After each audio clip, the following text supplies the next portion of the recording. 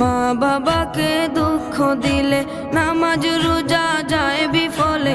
মা বাবাকে দুঃখ দিলে নামাজ রোজা যায় বিফলে। মার কলিজায় আঘাত দিলে খোদা সহে